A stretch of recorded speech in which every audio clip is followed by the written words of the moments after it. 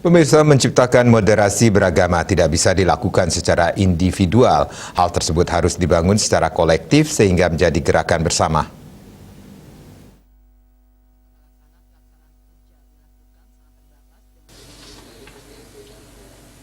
Koordinator Staf Khusus Presiden RI Ari Dwi Payana menyampaikan kita harus memperbanyak orang-orang yang mau berpikir di tengah bukan di dua titik ekstrim.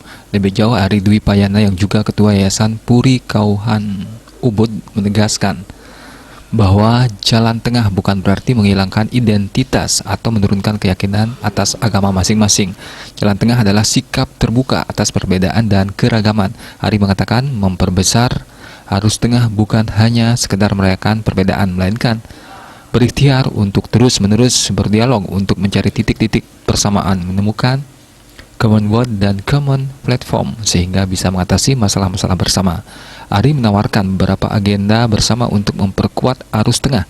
Pertama, perlu memperkuat rujukan-rujukan teologis yang mempertegas posisi agama sebagai ajaran moderat melalui kajian-kajian intraagama maupun lintas agama. Kedua, kajian-kajian dan rujukan teologi moderat juga harus disuarakan secara lantang melalui kampanye dan gerakan moderasi beragama.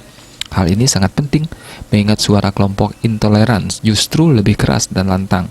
Gerakan moderasi harus disuarakan secara lantang dan intensif dalam berbagai ruang publik, baik di dunia nyata maupun dunia maya. Ari mengimbau segenap aktivis dari semua agama harus bahu-membahu, saling mendukung, menyuarakan penolakan pada aksi intoleransi agar hal tersebut tidak terulang kembali.